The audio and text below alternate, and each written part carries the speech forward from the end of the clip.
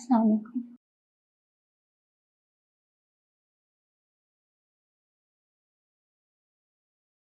How are you? I'm very well, sir. Thank you. Can you introduce yourself to all of us, then we will see. Assalamu alaikum. My name is Nimra Shah. I basically belong to District Karak of Khyber Pakhtunkhwa, but I live in Peshawar with my family. I've got done with my bachelor's in English literature from Islamic College, Peshawar. And right after my graduation, I had the opportunity to serve as a visiting lecturer at a government postgraduate college. But then I had to prepare for my civil services exam, and I did so. And I took special CE as well, and then CSS-2024 as well. Now I'm aspiring to be a civil servant, inshallah. Apart from that, I've got some hobbies as well that include jogging or painting at times. Thank you. So now you introduce Pakistan to us because you want to join civil services of Pakistan. Pakistan is located in South Asia geographically, but it can be introduced in many ways, like socially. Its social introduction would be as such that it's home to multiple ethnicities, home to diverse languages. It has a population of 245 million people, which is fifth biggest population of the world. That is its social introduction. And that we have its political introduction. It's a democratic country, and it's run by democratic governments. It has a parliamentary form of government. Apart from that, geographical introduction would be that it borders with one of the biggest powers, that is India, fifth largest economy indeed, and then China, biggest economic power, growing one, and then Afghanistan. It's very important geographically and always relevant in international relations, and then it's Iran, again, very important country. So we are on the choke point of that. And then we have Arabian Sea as well towards our southern part, which is again very important because most of the trade is run through that. So that would be its geographical introduction. So are you current with the newspapers? Today? I hope you are reading. Kab hai tumhara interview, beti? It's on 5th of September. Good. Time factor, time is there. You tell me, what is your take about this Alaska summit between President Trump and Putin? President Trump is trying to broker peace deals every here and there, wherever there's a flashpoint. And it's his attempt again to achieve a peace deal between Ukraine and Russia. But he's got his own ambitions behind it, and Putin has got his own ambitions behind it. It's very difficult to achieve because a country like Russia, it's very hard to persuade. It has got its own strategic culture. It's got its own history with the US as well. So maybe Trump was successful enough in achieving multiple peace deals, but this time around, it seems a bit difficult, and he also knows that because he tried multiple times before that as well, and that was not successful. So this time around, if there are higher stakes for Russia, only then it will agree. Otherwise, it's very difficult. It seems very difficult. How do you see the future of BRICS nation? BRICS is a very important multilateral organization, regional one. It has got a very bright future, but it's got its own loopholes as well. It has multiple ideologies, it has multiple economies, it has multiple political cultures. So it has higher chances because now we are in the age of minilateralism where national interest is given more weightage than ideologies. So there are chances that it is going to rise and it's going to counter G7 or this European Union for that matter. But it is going to take time because it focuses on de-dollarization, which is not an easy thing. Yes, we are moving towards that, but for now, not possible in near future. Maybe in 50 years or in 30 years, but not before that. But it is a very important, and it has gotten the attention of bigger powers like the US, the European Union. So they are worried about it. Good chances for its growth. Thank you, sir. Nimra, in recent times, America considered India as its strategic partner. Sir. But somehow that there is a change of heart. when Trump came and he joined the White House in the second presidency, he started cold shouldering India. What are the reasons attributable to this change of heart? So there are multiple reasons. One would be its close allegiance to Russia, India's allegiance to Russia, considering the deals that it signed with it, the hydrocarbon deals.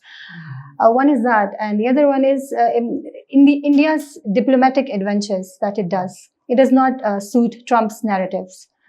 It's always adventuring, be it militarily or be it diplomatically. It's always being in the news. It's ultra-nationalist agendas.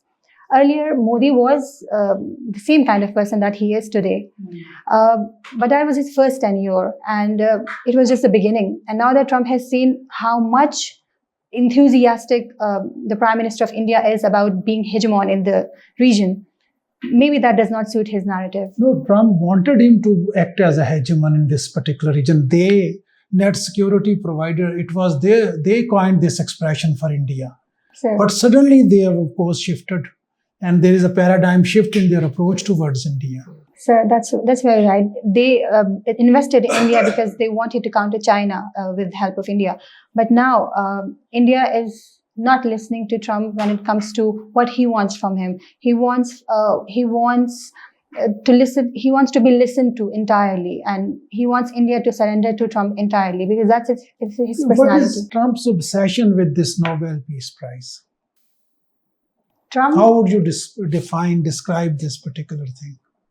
He's trying very hard to achieve it. Yes. Because previous presidents who were very famous in the US, all of them have gotten it. So he has this, if I'm allowed to use that word, people accuse him of being a narcissist. Mm-hmm. And that is a narcissistic trait. Mm-hmm. He claims that he is the flag bearer of peace. Mm-hmm. And when he claims that he is a flag bearer of peace, then there is only one award for that, and that's Nobel Peace Prize. Mm-hmm. And he wants to register that.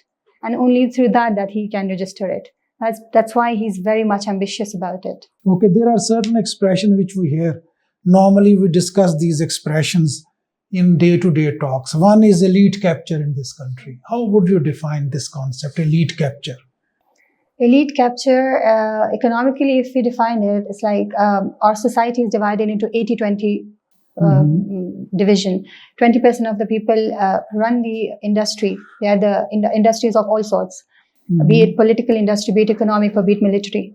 And 80% of them are the working class people. And how would you take agriculture out of this particular equation? Agriculture is part of 20% of that ratio. It's part of that elite capture. It is definitely part of that elite capture. So there's a concept that be it political positions, be it all of these agrarian positions, or be it all of these big economic positions, that 20% of the people, they go towards only them. Mm-hmm. And it's inevitable, mostly inevitable in our country. No matter how much the working class try, they are either sabotaged through propaganda, through media, or through other campaigns. Mm-hmm. But ultimately, the power will rest in those 20% of people. Mm-hmm. And all of the institutions are part of it. That is elite capture in Pakistan. Okay, let's move on to your optional subjects. So, who were pilgrims? Pilgrims? Yes. And why did they locate to America, American history, US history? Pilgrims of Massachusetts. Pilgrims of Massachusetts who were they?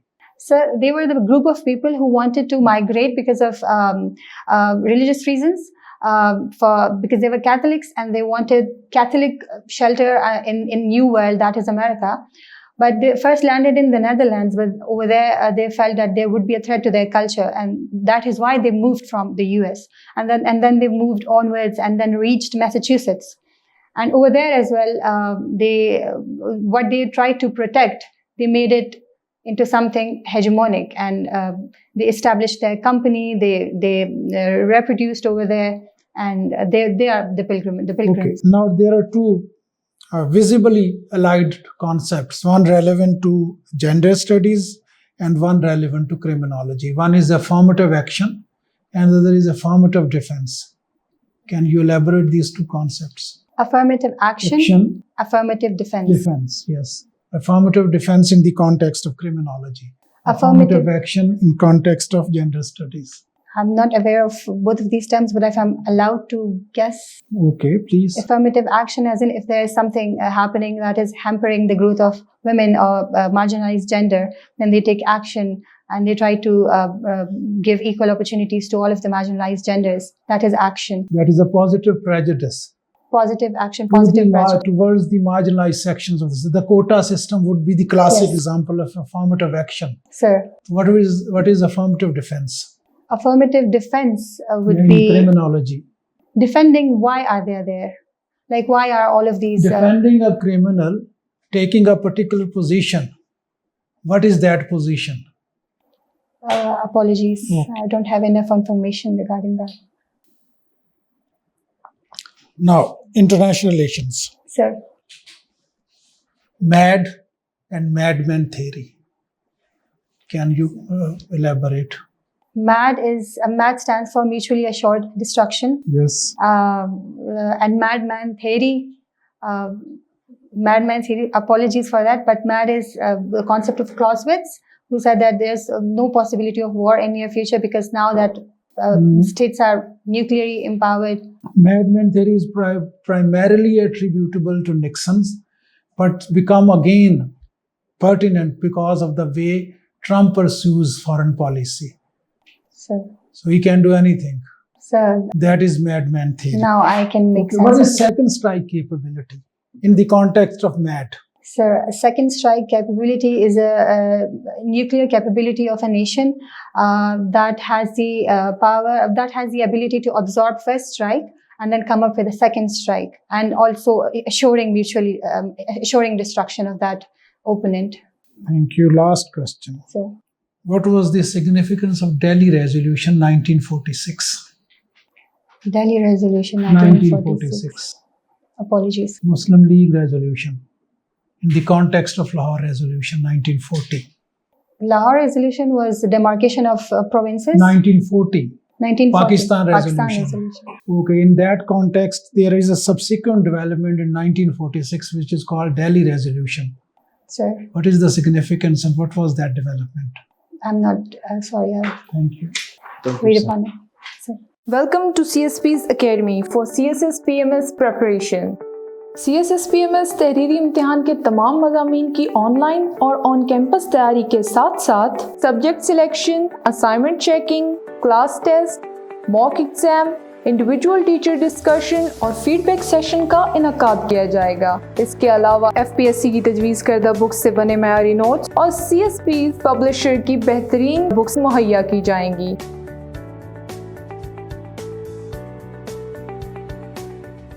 Nimra, who were Puritans?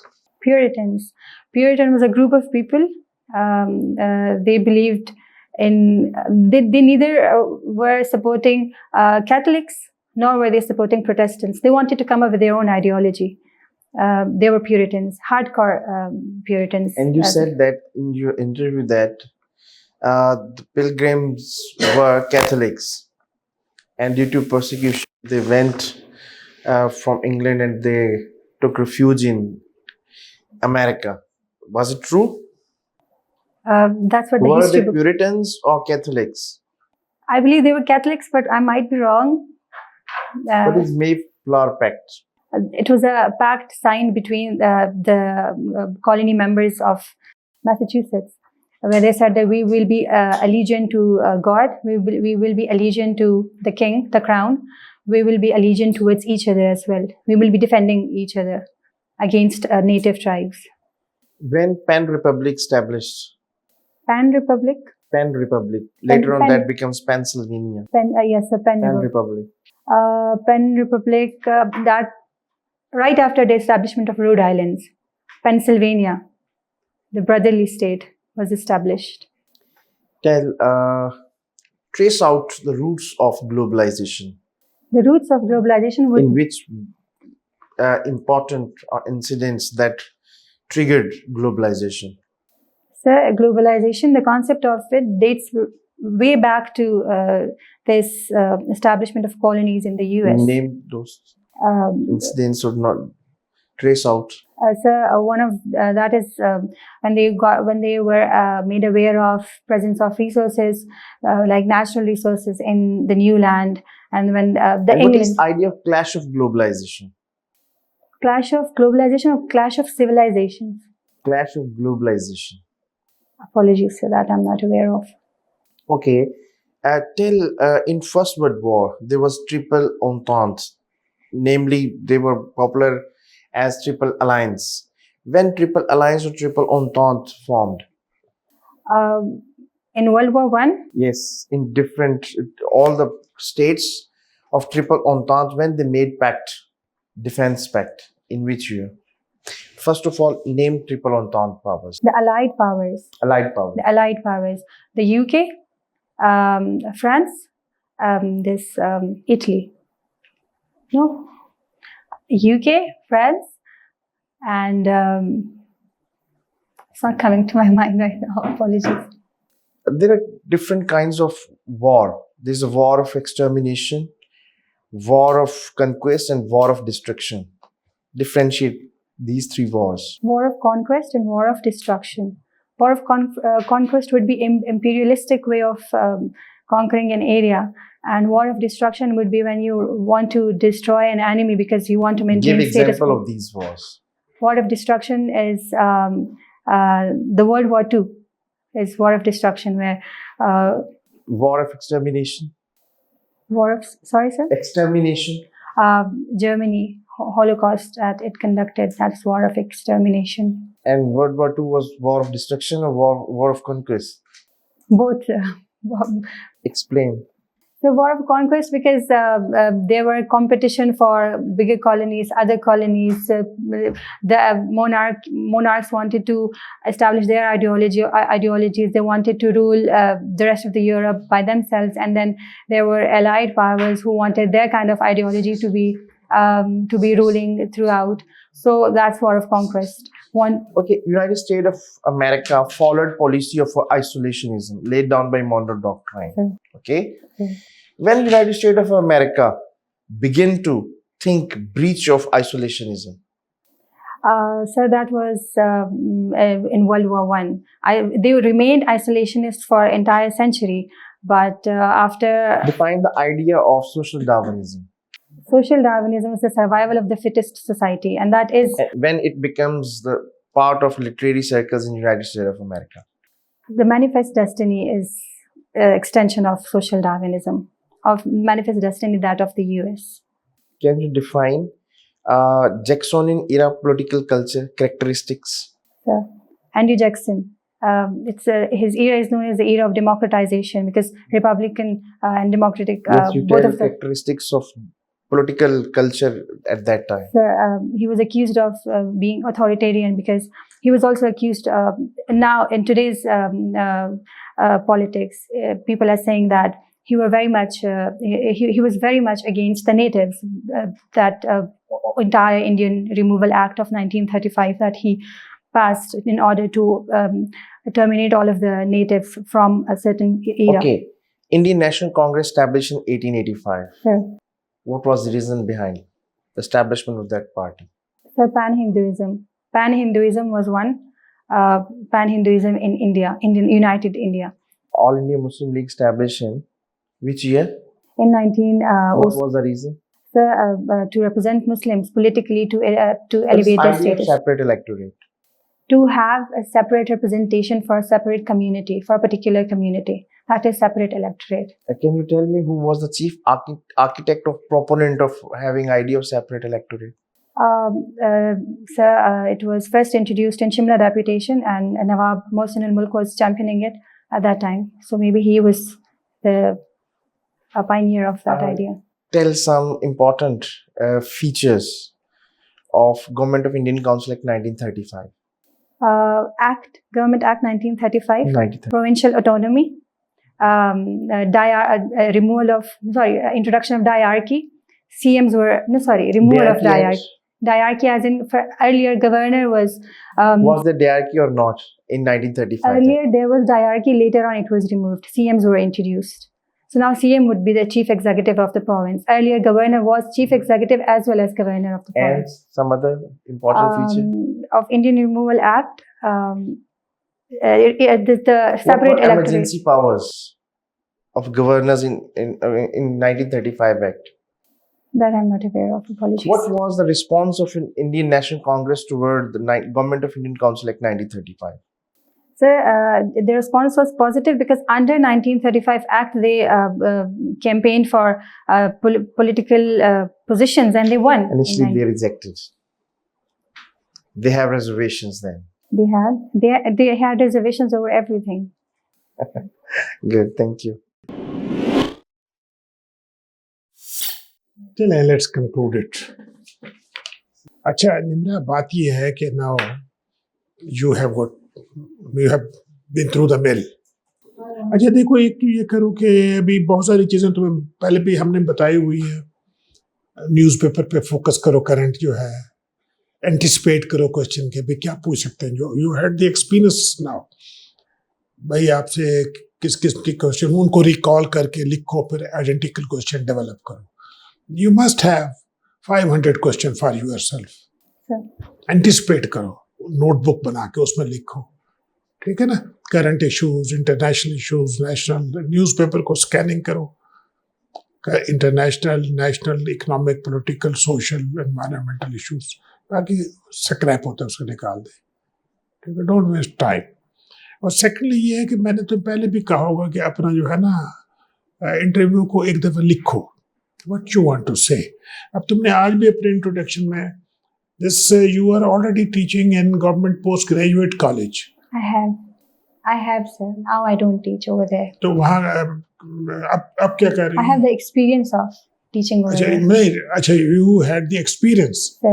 as a visiting teacher. As a अभी visiting. currently कोई job नहीं कर. I was in Roots Millennium School as an English teacher, but now I have taken leave for my interview prep. Okay. तो अभी आप उनको तो ये तो बता सकती हैं कि currently I am teaching but I am on leave. Yes sir. ठीक है. This is good. इंट्रोडक्शन जो है वो एक सेट करता है आपकी टोन इंटरव्यू की. तो उसमें ये दैट इज ए स्टेज. हाँ, आप पहले एक just right one page for yourself कि भाई मैं क्या कहूँ कि मैं इनको अपनी पिच पे ले आऊँ. भाई देखे ना, आपने कहा मैं निम्रा, आई कम फ्रॉम डिस्ट्रिक्ट कर्क, ठीक है ना. I did my bachelor in English. अब डिस्ट्रिक्ट कर्क भी आ सकता है बिकॉज ऑफ फोटो के रेफरेंस से. लैंग्वेज भी आपकी आ सकती है, आप हाफिजा भी आप हैं, तो वो कुछ ना कुछ सवाल तो यहाँ से निकलना शुरू हो गए, ठीक है ना. तो अब यही है कि मेरा तो ये ख्याल है कि भाई you are a very strong candidate. Anticipated question बना लो और आई थिंक 8 से 10 घंटे रोज लगाओ. अब कोई तुम्हें गुंजाइश, no party. No party. I'm anyway not partying, sir. No party, no शादी इवेंट, नो मंगनी, नो कहीं नहीं जाना. I'm in the process. I am in hibernation actually. हाँ, और दूसरा ये है कि वहाँ थोड़ा सा आप अपना जो मिरर प्रैक्टिस शुरू कर दो ताकि तुम्हें पता है कि तुम्हारी जबान कितनी खुल रही है. A bit loud so the message is more clear. ठीक है ना. तो अभी वो जो है ना नोटबुक हम कहते हैं और उसमें एंटिसिपेट करना है, कहा था लास्ट टाइम. तो बस वो जो है ना वो power point presentation type points हो, वो 1 2 3 4 बस इनको रिपीट करते जाओ. जब when you are there, if they are asking economic problem of Pakistan, 1 2 3 आपके जहन में, सोशल इश्यूज ऑफ पाकिस्तान 1 2 3 आपके जहन में हो, ठीक है ना. तो मतलब इस किस्म की आप हो, या you are coming from KPK, तो वहाँ के बॉर्डर इश्यूज हैं, 1 2 3 इस तरह आप थोड़ा सा हिम्मत करो. You have got a very strong potential. Thank you so much. अच्छा बेटा, कम्युनिकेशन स्किल्स बहुत अच्छे, no problem with their. Reasoning ability is fine, knowledge is good. You can of course build on that knowledge base which you have because you have time and you are not supposed to slack or utilize every moment. Keep track of the current affairs. Things are happening very fast. Trump is in White House and things would be changing every day. He would be kind of making a statement and world would be reacting to that. This is how the things are moving. and he is shaping. So you have to be on your toes and good command over your optional subject. Of course, there is always room for improvement. Knowledge is concerned, and body language and confidence was there. All the best. Inshallah, you will do better. Inshallah. Moderate से difficult questions के भी आपने answers बहुत अच्छे दिए हैं और I am surprised may be शायद अब 170 मार्क्स 10 मार्क्स अगर और होते तो शायद डेफिनेटली आपकी एलोकेशन उसमें भी हो जाती। इस वक्त में भी आपने अच्छा हाइबरनेशन आप में है ना, बट रिमेंबर अपने आप को आपने जो है फ्रेश भी रखना है। ये ना हो कि आप अपनी सारी एनर्जी पढ़ाई पे लगा दें और अपने माइंड को फ्रेश ना कर सकें। उस दिन इस चीज को भी, इन चीजों को भी आपने मद्देनजर रखना। एक चीज सिर्फ छोटा सा आपकी मिस्टेक नहीं थी, जो अमेरिका में आए थे वो प्यूरिटन्स, ठीक है, वो उनको वहां पे प्रोसिक्यूट किया जा रहा था इंग्लैंड, तो देन दे थॉट कि हम इधर चले जी। तो बाकी आपके आंसर्स बहुत अच्छे हैं। अब जो कुछ आपने पढ़ा हुआ है इसको आपने प्रिजर्व भी करना है, इसको थोड़ा सा रिफाइन करें। एक चीज मैं आपको बता दूं, जैसे 60% से 80% तक हार्ड वर्क चाहिए होता है। 80% से 85 या 85 से 87 88 तक जाने के लिए बहुत ज्यादा आपको फाइन ट्यून होना पड़ता है। वो एक बड़ा सब्र आजमा काम होता है। आप अब अगर 85 तक है ना, तो 85 से वो 1% के लिए भी बहुत ज्यादा एफर्ट करनी पड़ेगी। यहाँ पे survival of the fittest extreme level है। There is a war all against all, war all against all, आपकी सबके साथ जंग है। उसमें अगर आपने स्टैंड आउट करना है तो कुछ डिफरेंट करना पड़ेगा। आपके आंसर्स बहुत अच्छे थे आज, इन चीजों को थोड़ा सा keep it. Hopefully best of luck.